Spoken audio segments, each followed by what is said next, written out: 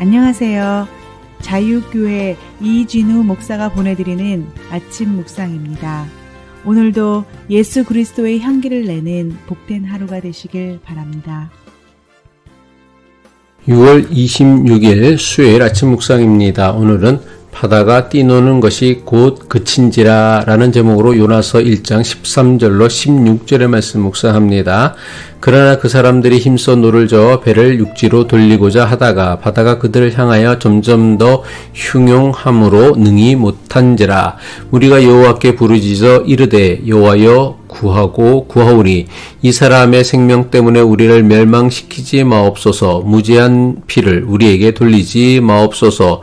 주 여호와께서는 주의 뜻대로 행하심이니이다 하고 요나를 들어 바다에 던짐에 바다가 뛰노는 것이 곧 그친지라. 그 사람들이 여호와를 크게 두려워하여 여호와께 제물을 드리고 서원을 하였더라.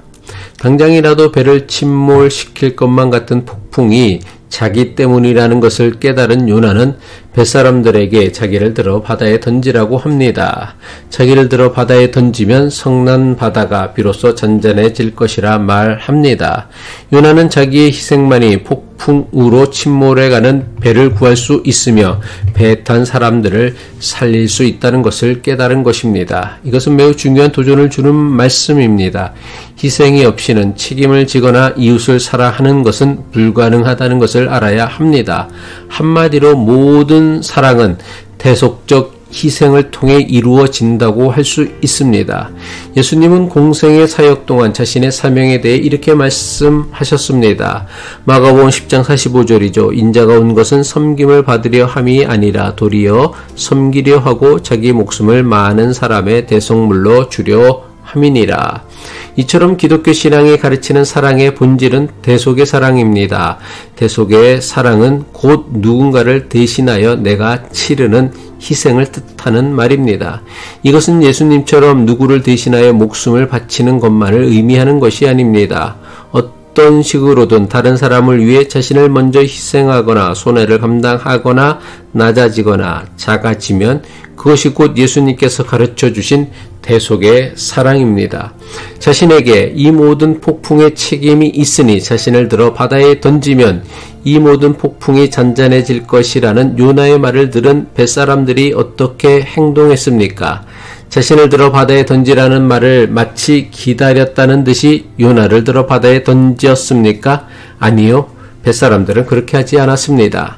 자신을 들어 바다에 던지라는 요나의 말을 듣고도 뱃사람들은 요나를 들어 던지기는커녕 육지를 향해 노를 저었습니다. 하지만 뱃사람들의 노력에도 불구하고 풍랑은 오히려 더욱 커져만 갔습니다. 도무지 자신들의 힘으로 어찌할 수 없는 지경에 이르게 되었습니다. 요나서 1장 13절의 말씀이죠. 그러나 그 사람들이 힘써 노를 저어 배를 육지로 돌리고자 하다가 바다가 그들을 향하여 점점 더 흉용함으로 능히 못한지라. 이젠 요나의 말대로 그를 바다에 던지는 것 외에는 그 어떤 다른 방법으로도 풍랑을 잠재울 수 없음을 깨닫게 됩니다. 그 어떤 자신들의 노력으로도 풍랑을 피할 수 없다는 것을 깨달은 뱃사람들은 마지막까지 하나님의 자비를 구하며 요나를 바다에 던집니다. 요나가 던져져 바다에 거대한 풍랑으로 들어가는 순간 마치 전깃불이 꺼지듯 당장이라도 배를 침몰시킬 것만 같았던 풍랑이 갑자기 멈추었습니다. 요나서 1장 15절이죠. 요나를 들어 바다에 던짐에 바다가 뛰노는 것이 곧 그친지라.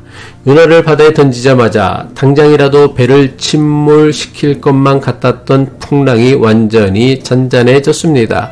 순식간에 풍랑이 멈춘 사건은 풍랑으로 당장 배가 침몰할 것만 같았던 순간보다 이방인 뱃사람들에게 더 큰 두려움을 느끼게 했습니다. 이것은 풍랑이 주는 두려움과는 질적으로 다른 새로운 차원의 두려움이었습니다. 그것은 바로 여호와 하나님에 대한 두려움이었던 것입니다. 요나서 1장 16절이죠. 그 사람들이 여호와를 크게 두려워하여 여호와께 제물을 드리고 서원을 하였더라. 햇사람들은 즉시 여호와께 제물을 드리며 소원을 합니다. 처음에 그들은 요나가 말한 바다와 육지를 지으신 여호와 하나님을 요나의 수호신이나 이스라엘의 민족신쯤으로 생각했습니다. 하지만 더 이상 여호와 하나님을 요나의 수호신이나 이스라엘의 민족신이라 여길 수 없었습니다. 요나가 고백한 것처럼 여호와 하나님이야말로 바다와 육지를 지으신 하늘의 하나님이심을 체험한 것입니다.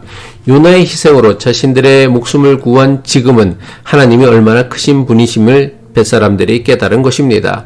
이 모든 사건은 이방인 벳사람들의 회심을 나타내는 메타포라고 할 수 있습니다. 지금까지 일어난 모든 상황이 참으로 역설적입니다. 요나가 하나님을 피해 달아난 것은 이방인 이교도들에게 하나님의 말씀을 전하고 싶지 않았기 때문이었습니다. 하지만 하나님을 피해 도망쳤던 요나는 이방인 벳사람들을 대신한 대속의 희생을 통하여 하나님이 어떤 분이신가를 생생하게 전한 것입니다. 기도하겠습니다.